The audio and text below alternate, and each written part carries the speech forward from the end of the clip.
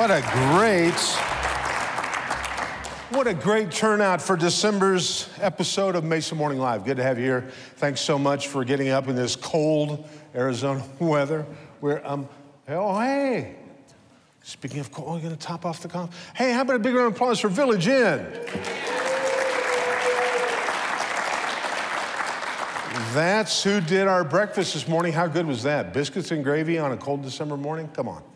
Thanks, Village Inn, where your cup never runs dry. So good to have them here. Welcome to Crescent Crown Distributing, our beautiful host for this event. We thank them every month. What a great venue, what a great place to have our event, and what a great contributor to the Mesa business community. Crescent Crown is the best. We'd like to thank all of the rest of our behind-the-scenes sponsors, Alpha Graphics, Gateway Bank, East Valley Tribune, Crowd Mics, Yvonne Martinez Photography. How about Yvonne, run up here real quick. I know, get in front of the camera. This is possibly the coolest. Could you just curl up in the fetal position under my Christmas tree? Turn around and face the camera. I want everybody at home to... That is Yvonne. And there's Jennifer. Jennifer, it's a matching set. It's a matching set. That is I put on a little shirt. I thought I was cool, and then I see that, and that's awesome. But thanks, Yvonne, for all you do. Cobblestone Auto Spa, and once again, Crescent Crown Distributing. Breakfast by Village Inn, as we mentioned. Thanks to Mesa Community College for the kind donation of attendee bags. You'll get those on your way out. If you'd like to have your business profiled in the with a little goodie in the bag, talk to somebody at the desk on the way out. It's a great way to promote your business and also let people know what you're doing. If I haven't mentioned it yet, now would be a great time to silence your cell phones or any other devices that you might have. That's a courtesy to those around you and those on stage. If your phone does go off during the show, we'll just consider that a $20 donation to the United Food Bank. So, as I say every month, feel free to call those around you that haven't turned their phone off. The hungry people would appreciate that. And boy, there's a big need for a food bank, not only all year, but especially this time of the year. Nobody should go hungry ever, but especially during the holidays. Let's see if we can't make a nice contribution to the food bank. So let's get started. Great way to start our event today. Let's put your hands together and welcome our first guest. Joining us from our wonderful sponsor, Wells Fargo Bank, please welcome Business Banking Manager, Mr. Ryan Parker. Ryan, come on up.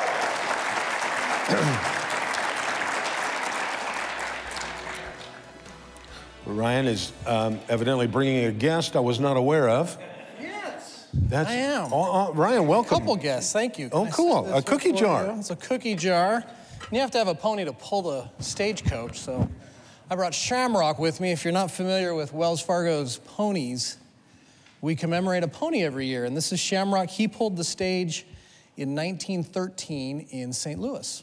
Really? So every year we bring out a new pony representing one of the horses that worked for us. Oh, that's very Shamrock. Shamrock. Very cool. And this, now is this for, what am I going to do with this?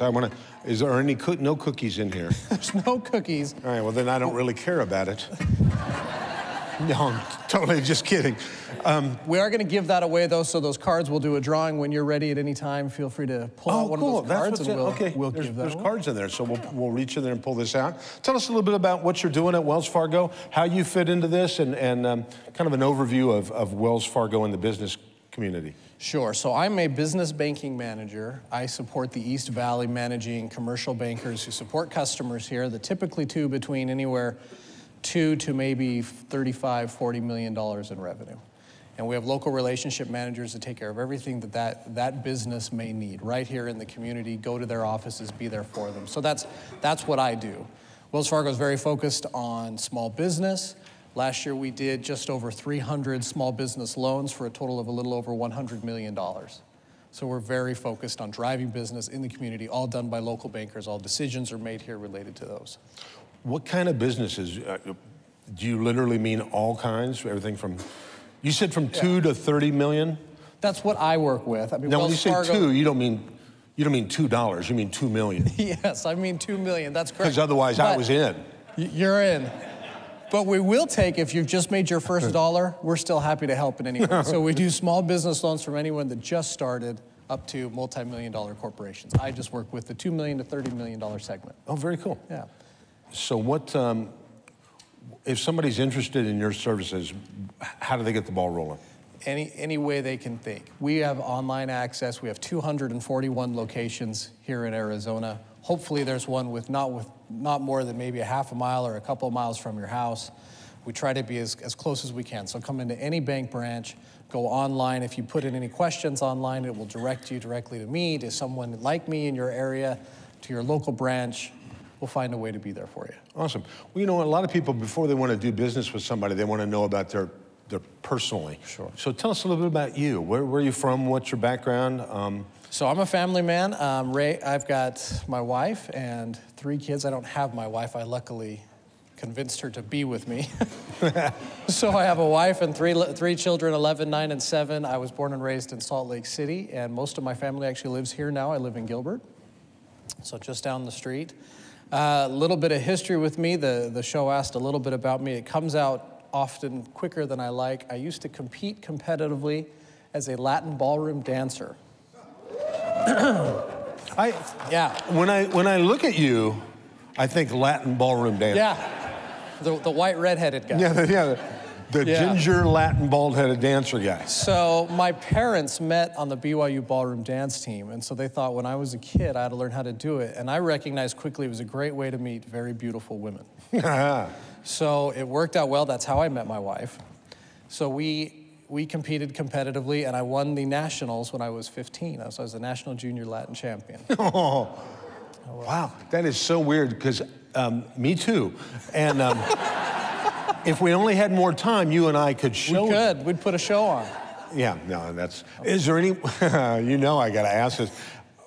Maybe not right now, but as you leave the stage, if you could do it in some kind of really cool Latin ballroom dance-esque kind of way. I never learned that. I never learned how to exit appropriately. A good banker never says no. Oh. You got to improvise with this. I'll do my best. All right, cool. Well, hey, speaking of Wells Fargo, boy, what an iconic brand you guys are. You literally, you see this and you know, people immediately know who and what you are. You know that Stagecoach, it's one of the oldest brands in the country. We started in 1860, so we're one of the oldest companies in America. And that Stagecoach specifically as our brand, the Wells Fargo brand, is considered one of the most valuable brands in the world. So we're grateful for it. I mean, we didn't create the Stagecoach, we didn't create the horse, we just happened to use it. So we're grateful for it, but it is a wonderful symbol of we're always constantly trying to move forward. And I also like the idea that it's got, you know, there's a door on each side. We need it, for us to move forward, we got to have paying customers. We have to have someone on that Stagecoach with us. So if we're not helping, I'm helping them get on and go forward with us, we don't get anywhere. That's very cool. It's a great brand.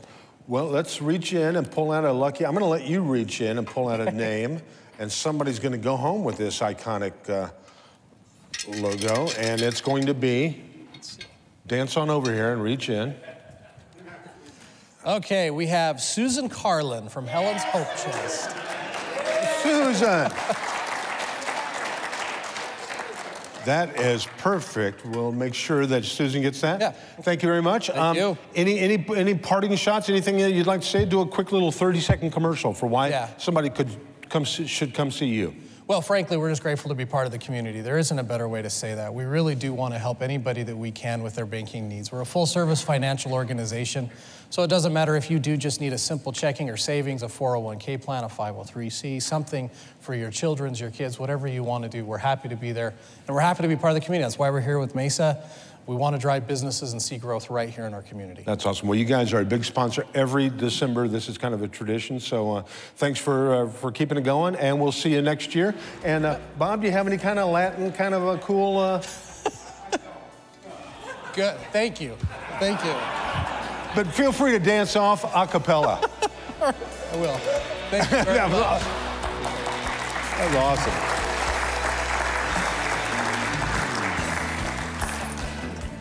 We're gonna have to fact check that whole dancing thing. I'm not really sure I'm buying that, really. That's all. I never would have pegged you as a Latin ballroom dancer. Probably says more about me than I should. All right, hey, let's get our next, this is our mystery guest. Actually, it's not a mystery. We've invited, he's going to tell us a little bit more about it. But please welcome to the stage, representing the Martin Luther King celebration. He's the parade grand marshal, Mr. John Goody, and he's going to bring up, are you going to bring up Angela? Sure, come on up, John Goody and Angela Booker.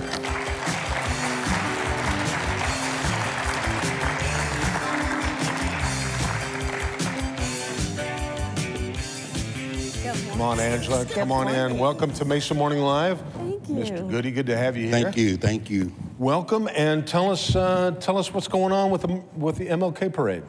Well, first of all, it's an honor to be here. I see it's a nice crowd, and I've always heard about this event, but I didn't know it was this magnitude of folks, so it's great. Mesa's a great place to live. Well, we've been putting on the Martin Luther King parade for many years. This will be our 25th year anniversary. And unfortunately, this year we struggled. None of us on the committee or paid staff.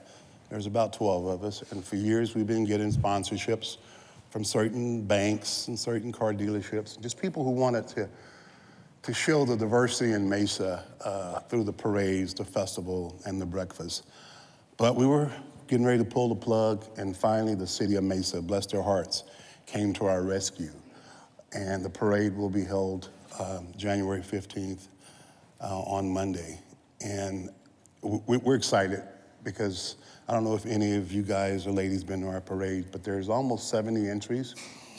There's almost probably about 7,000 or 8,000 spectators that lines up the streets of downtown Mesa on Center Street.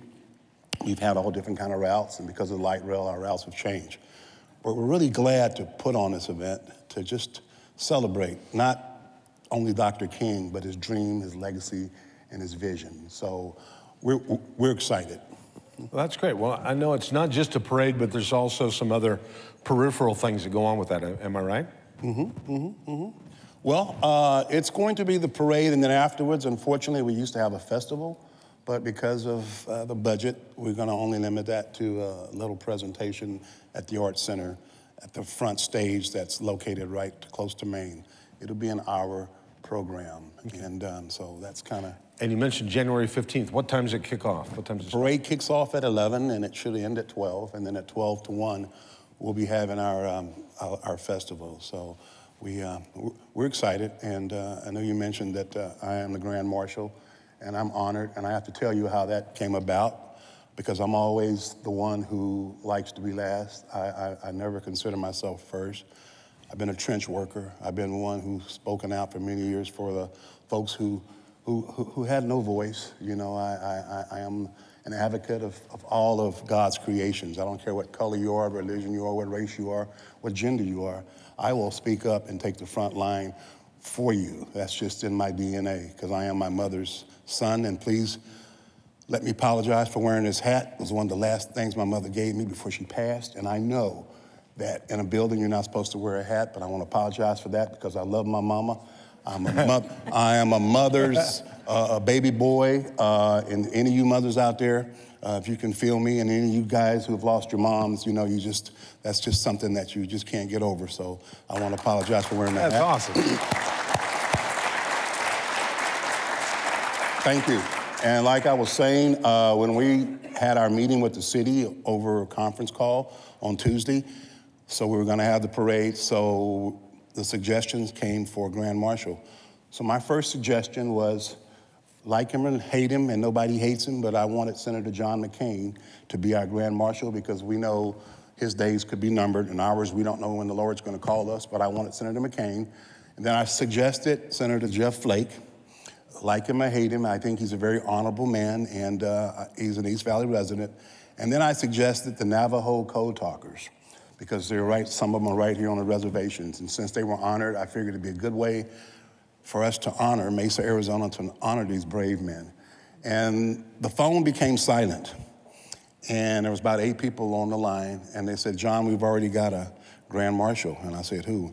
And they said, it's gonna be you. And I almost broke out in tears. I was just flabbergasted, elated, and honored to be the Grand Marshal of the 2018 Mesa Martin Luther King Parade. I live in Gilbert, but everything I do is in Mesa. I'm a Mesa. I love Mesa, so yeah. That's awesome. And Angela, tell us a little bit about the STEM float contest. Well, our theme is Dream with STEM, and that's science, technology, engineering, and math. And so what we wanted to do was get schools involved. So you as business owners, we're hoping that you can help us.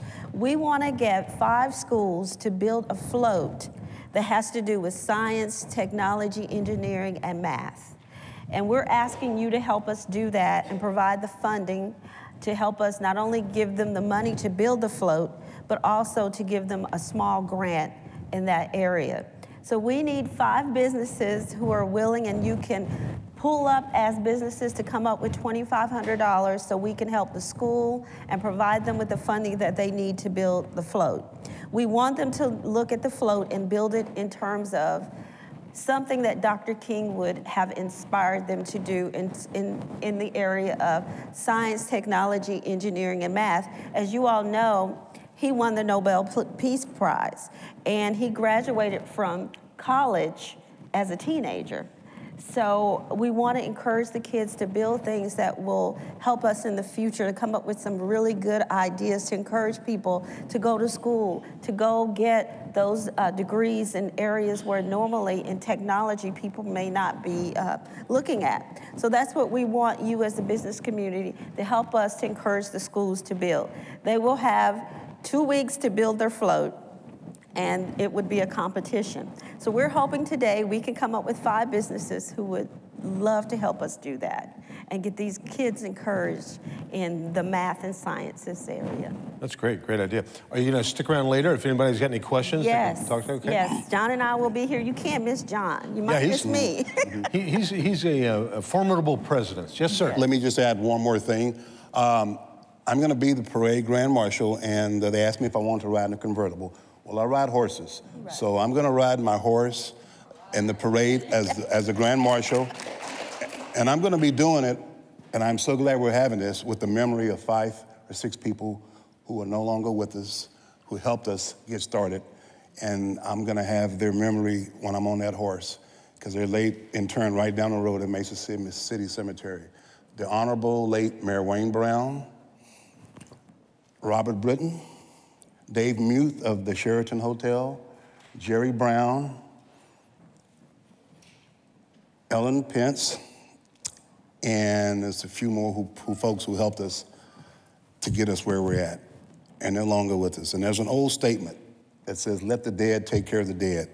And I believe that, but we cannot forget those who have passed on, who have laid the groundwork for us. So in their memory, the parade will continue, and we just need, as a community, come together to make sure that we can keep celebrating Dr. King's legacy and these 4 or 5 people that I mentioned, what they strive so far to get a city of Mesa, Arizona, that went through a lot to get the holiday. We're the only city in America that the folks actually had a say on the holiday, which negatively it started out kind of rough, but we can lay that claim to fame that the citizens voted on the holiday, and we're the only city west of the Mississippi to have a parade in Little Mesa, Arizona. So I just want to say thank you, and come out and support us, and we appreciate all your help, because together we're all better. I like it. How about a big round of applause for John Goody and Angela Booker. Thank you so much. Thank you. Thanks for coming out. Thanks, folks. Thank you so much. I like that. Nicely done, Bob. All right, here we go. It's time for our next segment. This is sponsored by Gateway Bank, who last week celebrated their 10th anniversary in business. They are a community bank that wants to earn the opportunity to do business with you. Please welcome to the stage Major Tom Ford with the Salvation Army. Major Ford, come on up.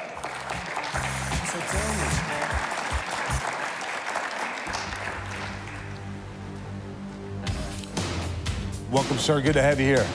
Welcome to Mesa Morning Live. For you? Oh, for me? Yeah. Oh, well, thank you so much. I appreciate that. I used the one page, though. Okay. Yeah. Well, I'll get a new one. Okay. I'll give this back. No, that's awesome. Welcome. Tell us a little bit about what's going on with the. Now, is this part of your deal here? Of course. Okay. Mesa Salvation Army is actually helping about 3,600 kids with toys this Christmas season. We got about over 1,000, 1,200 families that we're helping with, again, food and so on. So we're collecting money, again, to be supportive to our community. We need help. It's always a kind of a group effort. We've gotten Rotary clubs, Kiwanis clubs, churches, businesses that have jumped in there and helped us, but we're still kind of short a little bit. So I appreciate, again, the opportunity to share our need here. How many, what am I going to call this, a kettle? Yes. How many kettles do you have out there on the streets right now? We have between 40 and 50. Certain stores will let us ring all the time. Other stores will choose the days that we can go out there. So it's between 40 to 50. That's all. Now, this is a big one. It is.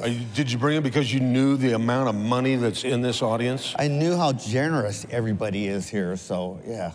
Well, with that in mind here, you know what? I think there's a couple of bucks here. Let's just do this. Let me kind of prime the pump here a little bit. I'm going to put some in right now in the little slot. This is very cool. Actually, this is Sally Harrison's money. And so it's equally awesome to do that. Yeah. So you know what? I would encourage everybody on your way out to this morning after Mesa Morning Live, instead of just beeline into your car and getting out of here, do a little swing by and drop some off in the kettle. What do you think of that, Major Ford? Excellent idea. Very good. That's great. So do you have goals? How does this work? Do you want to raise $1 billion in the city of Mesa? That'd be awfully aggressive, wouldn't it? Yeah, but it's a good goal. Okay. If we could do it, yeah, definitely. Actually, what happens is whatever money's left over from the Christmas campaign will be used for the rest of the year. We service about, or give out about 300 to 400 food boxes. We have a senior luncheon that we do Monday through Thursday. We have youth programs, including a tutoring program after school, as well as teaching kids music lessons from guitars to keyboards to the brass instrument stuff. So, how long has this been? As long as I can remember, I've known about the Salvation Army and the bell ringers. What year does that go back to? The turn of the century. Oh, yeah. Yeah. Well, I was around then. Yeah. the century before this one. Right. Yes. Yes. And it was started in San Francisco. Salvation Army officer wanted to raise some money for those coming back on ships and stuff like that. You know, the poor. So she got a big kettle out there in San Francisco, and that's how it started. Wow, that's awesome. Yeah. If these folks want to be involved, what can they do to help besides dropping money in the kettle? Well, we could use volunteers too. Like I said, we have a lot going on. We could use people to bell ring, all sorts of things. And I can give you a phone number. That's why I used your piece of paper Sure. here. Anyone interested can call 480-962-9103 or see us at the booth. And then also our P.O. Box, if you want to send a check, is P.O. Box 4106. Check. I remember those. Do you have a web presence? Is there some way they can go online and Salvation Army? There is, but I was raised with the slide rule, so I've yet to see it.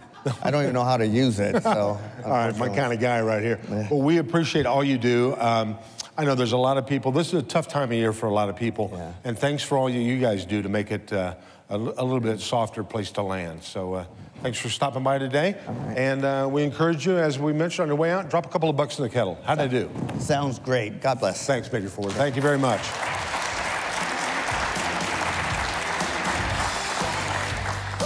I think, is it time for the top 10? We do the top 10 or do we do the spin the wheel first? No, we do the top 10 first. Let's do the top 10 first. It's been so long since we've done this. It's time for the Mesa Morning Top 10. And you know what? As we look back on 2017, as it's soon to be in our rearview mirror, we thought it would be kind of fun to set our next year's resolutions by looking at the best of 2017 as a kind of a compilation. So, this is the top 10 2018 New Year's resolutions to consider. These are all ones you've seen over the last year. So here we go. Number 10, resolve to tell people when their names don't really help the cause. This is a wedding couple. That's a couple getting named, and the name is Long Wee Wee. Seemed like a match made in heaven, didn't it? Number 9, let's all resolve to do more ferret legging. Why is this a thing? Why do you walk around with a ferret in your pants? Tell you who doesn't do that, long wee-wee.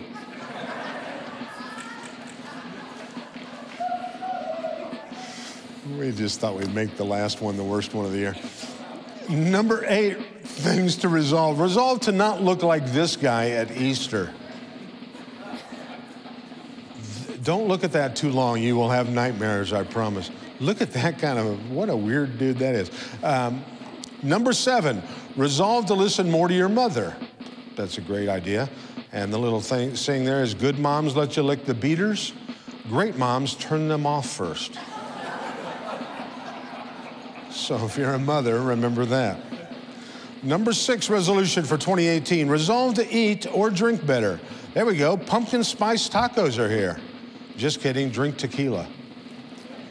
Yeah, I'm about over this whole pumpkin spice everything. Number 5, resolve to improve your social circles. There's 3 guys that had something in common that should not hang out together. It's a wannabe Blue Man group or something, I don't know. Number 4 resolution, resolve to give more to the community. Hey, here's a fundraising idea. Needham High School raised a penny on 3/7. It's a very generous group of people there at Needham High School. Number 3, it's important to do cool stuff with your spouse. Here's a couple. Resolve to do more with your spouse.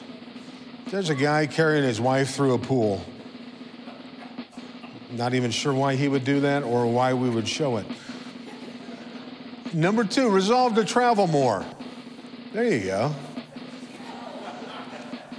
And resolve to stay further away from the elephants. And one we can all get behind, the one that makes it all worthwhile.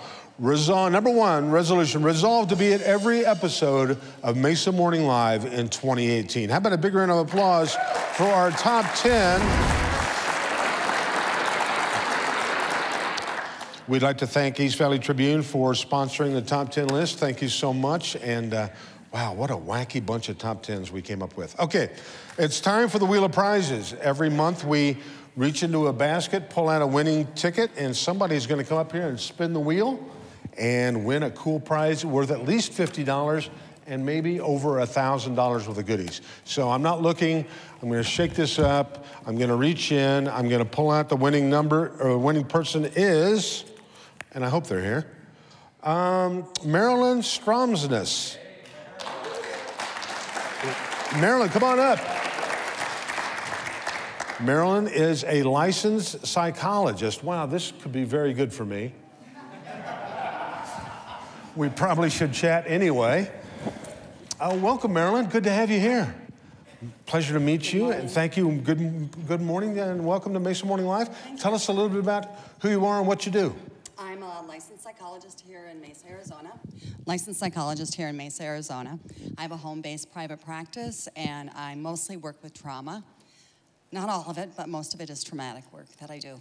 You did great. Thank you. That's great. How am I doing? You are wonderful. You're not, I don't know that we can help you, but you're wonderful.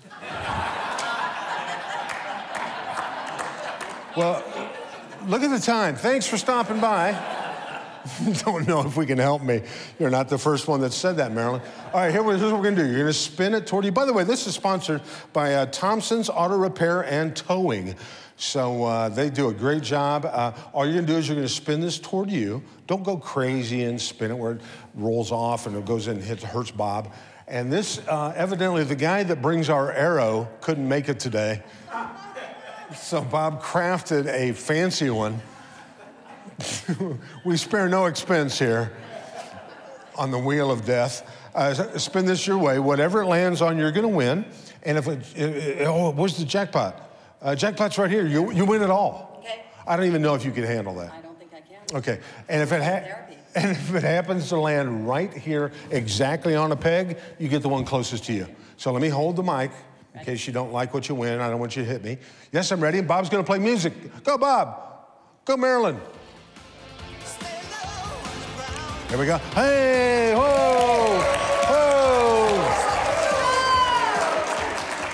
Oh, there you go. You have won a free 2-hour in-home consultation. That is awesome. And they'll tell you what's wrong with your home.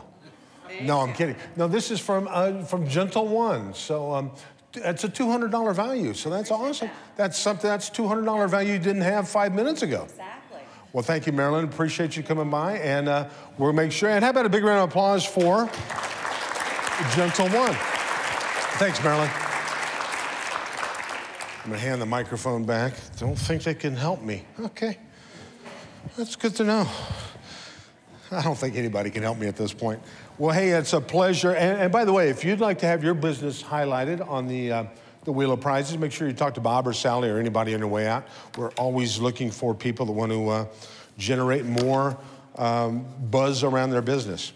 At this time, it's our featured guests. We have 2 this month, so we're very excited. Joining us from the Arizona Senate today, please welcome District 25 Senator Bob Worsley and District 18 Senator Sean Bowie. Come on up, Bob and Sean.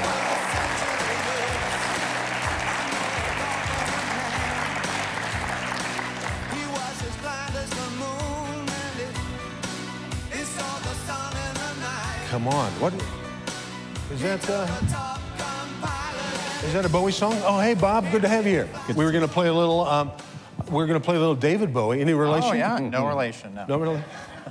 No relation, Sean and David? Okay. No. Well, welcome to Mesa Morning Live. Bob, it's good to have you back. It's been years. Oh, wow. A couple years. Yeah. And Sean, I believe this is your first visit here. Is it everything you thought it would be and more? Everything I thought of and more, yes. Okay. That's why you're here, Sean. We appreciate that. Tell us what's going on. Bob, I'll let you run with it. Tell us what you're up to and anything we need to know. Well, relative to Mesa, working very hard on the mayor's new idea to create an innovation district downtown. And with all of the autonomous vehicle activity, we think it's a really unique opportunity for Mesa to try to be the epicenter of all this activity. And so we're looking to make downtown's innovation district. Hopefully we'll get ASU at some point, and we hope to create like a Carnegie Mellon Robotic Institute kind of center in downtown Mesa, and have a lot of the autonomous vehicle people come with their engineers and kind of daylight the innovation that's happening in this autonomous space now. So we're hoping that becomes Mesa's kind of thing downtown. Well, that's all. Now, I know Arizona's kind of taken the lead on autonomous vehicles. Is that correct? Yeah, and I'm chairman of transportation, and we've tried to make an environment here in Arizona where we're not passing a bunch of stupid laws to slow this down and stop it. Wait a minute. What are you doing in government? That's unheard of. Come on. So Sean and I are very much in favor of letting these guys come and test. And Arizona's always been a place where we've trained pilots and we've had test tracks. So we're going to be the center of the world, we hope, in pioneering how this autonomous vehicle, air and ground, is going to play out in the future. Wow, that's amazing. I heard somebody say the other day that kids that are born today will never have a driver's license or have a car. What do you think of that? Is that possible? How are you going to threaten the kids to take away the car? Well, I was born in the 50s during the Jetsons cartoons, and I always wondered my whole life what happened. You know, that was supposed to happen. Exactly. And I think we're going to finally see it in the next 20 years. We're going to see a lot more Jetson kind of stuff as computers get smaller and sensors get really cheap. I think you're going to see all this bundled together, and we're going to see some amazing technology. Well, Senator Bowie, I know this is your first term. What's it been like? What can you share with us? Well, it's been a lot of fun. I really enjoy it. I think I'm one of the few at the Capitol who really does enjoy the process of policy and really looking forward to going back. In about a month or so is when we go back into session. So I have a policy background, so that's what I enjoy. I enjoy getting into the weeds and really working on bipartisan policies that really help Mesa and that helps our state, particularly education. I come from higher education, worked at ASU for a number of years before getting elected. So I really want to focus on growing our economy and investing in higher education. Mesa Community College is in my district. We're one of the few states in the country that doesn't fund our community colleges at all, unfortunately. So I really want to take a lead on that this next session and try to get them more support and really enhance all the great work that MCC is doing here in Mesa. Yeah. You know, I probably should have led off with this. Tell us your geographical areas that you represent. Sure. I represent most of Mesa. My district is only Mesa. And so it's really kind of the north and the north side of the town, and then going all the way over to Red Mountain from the 101 Riverview all the way over to Red Mountain area. Okay. And then LD 816, which is David Farnsworth, he goes from Power Road east and around Gateway Airport. And Sean, your area is? Yeah, I represent 4 cities. I have a little tiny bit of Mesa, Southwest Mesa, the Dobson Ranch area, basically Fiesta Mall and everything southwest of that. And also I have parts of Tempe, Chandler, and the Ahwatukee area of Phoenix. Okay, great. What's on the horizon? What's immediate? Well, I brought his iPad. I brought a list. All right. Is there going to be a test on this? Or? No. Okay, good. I think that there's going to be some work this year on recidivism. We have way too many people going to prison and then coming out and going right back. Are you talking about in the government or outside the government? There's... Come on. I had to. I didn't want to do that, Bob. I had to. The rate it's going, the number of lawmakers that are resigning and going to jail, or maybe, is growing rapidly. I've never seen it this quick. It's 4 this week, I think. There's a turnstile, actually. Yeah. So Wow. we hope they don't go back to Congress. Yeah, there you go. So we're worried about, there's really cool things happening. If you can believe it, we used to not help people coming out of prison. We would give them their clothes and send them on their way at the end of their term. And now we're starting programs and funding programs to get parole officers engaged with these folks 90 days before they leave and ask simple questions like, do you have a place to live? Yeah. Do you have a job lined up? What are you planning to do?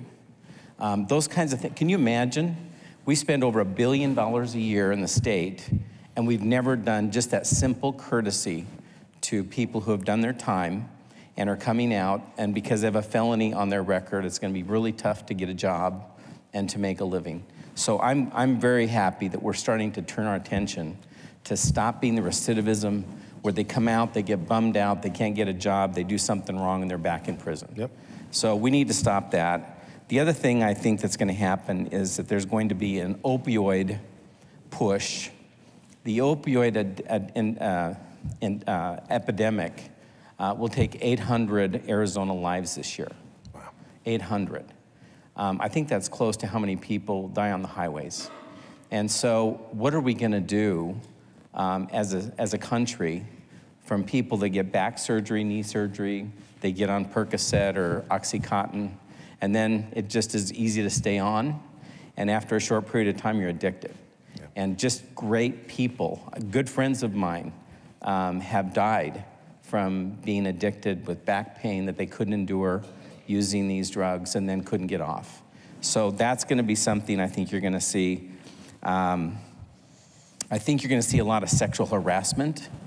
We're going to vet out of the legislature people who are habitual sexual harassers, not only in Washington, but here in the state. I think you're going to see some water debate this year about the future of Arizona's water. There's a big power struggle going on relative to water. Then there's other small things like school choice that's going to be a hot issue this year because of Prop 304 after passing Senate Bill 1431 that allowed ESAs. A lot of people in the public school space feel like money's being taken out of education funding for that purpose. So that's on the ballot at this point. So those are the kinds of things I think we're going to see this year in the debated in the Senate, at least. Sean, do you have anything to add to that? Bob covered a lot of it. I'll second the opioid crisis. That's something that the governor has been very proactive about. We really have a bipartisan coalition that's working on that, and I think you'll see some really substantive policy steps to address that, because like Bob said, a lot of people are losing their lives. Fire departments around the state, it's really taking up a lot of their resources. So I think there's some consensus to address that. Water is going to be another big one. We have to really get serious about long-term water planning in our state. If you've driven through Hoover Dam and seen Lake Mead, the water keeps receding. So that's going to be an important issue, and education as well. In my opinion, we're not doing enough to invest in education at all levels. And the teacher turnover that we're seeing, we rank 49th in the country in per pupil funding for K-12. So we absolutely have to do more to really work in a bipartisan way to find a way forward so we can invest in our schools and help our teachers. So I think those will be the big topics this year. And you guys are working together on some projects, aren't you? Sean and I see the world, believe it or not, different parties, but he and I tend to be the guys on both sides of the aisle, that if there's a need to go across aisles, we're some of the first guys that work together, have a great relationship. I have great respect for Sean. The other thing I think we'll see this year is some discussion about transportation, funding. The area here in the valleys had plenty of money. We built our freeways with a 1/4-cent sales tax here in the county, but the rest of the state has no funding. And our cars are getting more mileage, and so the gas tax is declining. It's not going up at all, it's declining. And I think that we're gonna see the electrification of the auto fleet. Almost every car dealer, every car manufacturer is heading toward electric and autonomous. And so we know we have a bad model, and that means we're gonna have potholes outside of Maricopa County, really bad roads. So I think we're gonna start to address that this year in this session as well. We're gonna talk about it at least. You know, our roads here are, if you never leave the valley, you don't realize how good our roads are. Mm-hmm. But when you go somewhere else, it's amazing. Even Tucson is like, I drove by a pothole. I saw a smart car at the bottom of a pothole. I think Tucson has a bunch of them. Yeah, it's really bad, and our roads here are really good. Do you think we'll ever see toll roads in Arizona? Please say no. Well, I never have the right amount of change with me, or you know. Yeah, Utah's doing an interesting thing with the HOV lanes up there. They're saying if you want to get in the HOV lane, you can pay, and you just have a little box behind your mirror, flip the switch on, jump over in the HOV lane, and there's a little bit of money that comes in to build roads if someone with no other people in the car want to use that HOV lane in the morning. So it's an interesting idea, but this state is very anti-toll roads. It'll be tough to, unless you build a brand new one. But if it's an existing road, I think most people feel like our taxpayers already paid for this once. Why do we have to pay to use it now again? So I think that's going to be hard to do. I don't know if this falls under anything you're responsible for, but are we getting a handle on these wrong-way drivers? There's technology going on there, right? Go ahead, Sean, I'll fill in. Yeah, I think it's something we are taking a look at. The governor's been pretty proactive about this and trying to use technology, and this is kind of Bob's purview as well, is trying to use technology to stop those drivers before they're able to impact others. So I think it is something that we're going to be looking at. And they've just started implementing cameras, and I think they're on to 12 or 13 different ramps where there's been a lot of confusion. I don't know about you guys, but have you ever got on the Red Mountain Freeway, the 202 North from Power Road? The on-ramp and the off-ramp are right there together, and your natural inclination, if you're completely together, is to pull onto the off-ramp. Right. And so that's a bad model there, and I guess that's around the valley in a couple of places, and if you've had a few drinks, it's really hard, I guess, to figure out which way to go. And you're texting, and you're doing your hair, and yeah. Yeah, who knows? People are crazy. So the cameras are now spotting cars, and they're alerting the billboards, the information things on the freeway, and the police that someone just came on an off-ramp. Wow. And so that's good. Very excited about that. Then I've actually started a little company. We're trying to develop the technology. I'll just share it here because no one's ever heard this before. But we're talking about sliming cars. So we have a little invention we patented that if you keep driving after the camera tells you to stop and the lights are flashing, before you get on the freeway, we're talking about deluging your car with a slime. So you can't see. Your windows Where does that come from? we're going to come up with a great solution, and your windshield wipers can't take it off your window.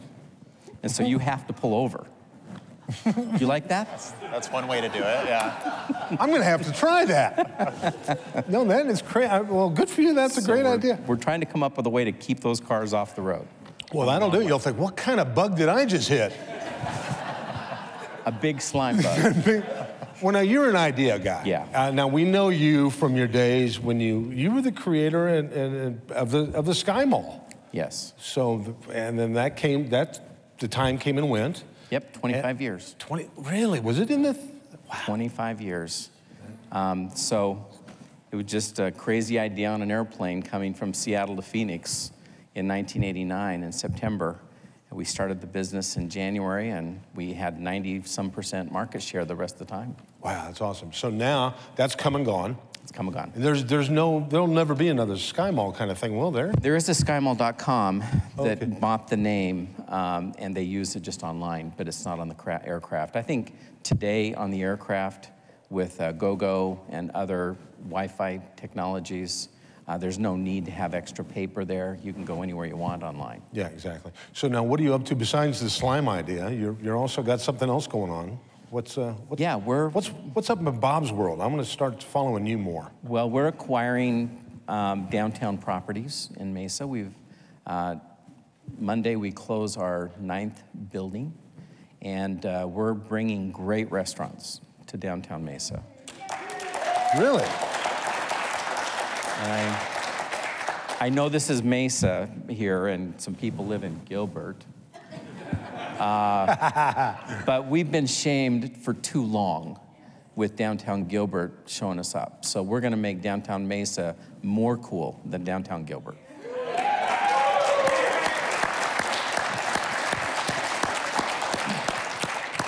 It's been thrown down right here, folks. You just heard it. All the folks watching at home on Channel 11 are going to follow you up on that. You have any recommendations? I'm not a Mesa resident. I don't live in Gilbert. Where should I eat in Mesa? You got any cool new restaurants? Give us a year. Okay. And we'll give you a long list. That's awesome. Well, good for you. Well, that does a lot of things. Not only keeps people, they don't have to drive so far, but it brings a lot of revenue to a city this size of Mesa. And you need a well-rounded revenue base, right? Yeah. We want folks to come down there and sit on the sidewalk and watch all these autonomous vehicles and drones and slime on them, yeah. Slime on them if they go the wrong way. That happens on the way home. Yeah. Wow. Well, good for you. That's awesome. And Sean, give us a little quick back. We don't know much about you. Were you ever a Sky Mall customer? I remember reading through the Sky Mall catalog a lot on the plane. So I'm the only freshman in the Senate, so I'm new to the Capitol. So I'm not one of those career politicians that you'll sometimes see. But I worked mainly in higher education. Where are you from? Sun Devil. Here in Chandler and Ahwatukee area. Okay. So proud Sun Devil and very focused on higher education, and I've seen a lot of the great work that ASU has done. We're the #1 most innovative university in the country 3 years in a row. Go Devils. And taking those lessons and that experience and applying it in the Senate and really advocating pretty strongly for an investment there, especially at great schools like MCC. That's great. So if you could create a perfect storm of great things happening for not only Mesa, but the state of Arizona, what would you like to see happen? Well, I would love to see Phoenix, Arizona, or Mesa, Arizona, the Phoenix area, named with Singapore and with Dubai and Barcelona, Spain, as the most innovative smart city in the world. And people travel here to see how we do so many cool things. Garbage trucks that drive autonomously, garbage cans that come, the sensors tell you if your garbage is full, it drives it to the curb, the automated garbage truck. See? Every husband. Every man knows what I'm talking about. I had to do it this morning at 5 o'clock. People come here to see what the future looks like. And you know what, we're such a new city, the Valley is. I mean, the slate is pretty clean. I mean, do that. There's no way to retrofit some old cities like, San Francisco was brought up earlier today. I mean, that's just, geographically, that's tough to do, but here it's doable. Yep. So this isn't just some pie in the sky idea. You No. see this happening. A month ago in Lisbon, Portugal. I was just there a month ago. Were you? Yeah, I really was. There you go. So Waymo announced in Lisbon, Portugal, that Phoenix, Arizona was the first place in the world where drivers and safety engineers were going to be removed from the front of the vehicle, and only passengers would be riding in a vehicle on the roads. First time ever in the world, and it was done here in Phoenix first, and you'll see it a lot here. So we want to play off of that and keep being mentioned as the city and the area that pioneers this technology. Go ahead, Sean. Do you have anything to add to that? No, I think there's a lot of opportunity here. Arizona is a great place to live. It's a great place to do business. The weather is nice. This morning it's a little cold, but usually it's... We're so soft. Right. We're It's freezing so soft. outside. Brr. I think there's a lot of opportunity here, and I think what's happening in the self-driving car sector with Waymo and Uber, and we're really looked at as a model not just around the country, but around the world. And I think there's a few things we can do, particularly around just investing in education again. That's really the last piece that can draw in companies like Amazon and others who want to come here, but also want to know that they have a workforce that's going to be trained and educated for those jobs in this 21st century economy. Yeah. All right, now here's something, I don't know if you've thought of this. Can a fully autonomous driverless vehicle still drive if it's slimed?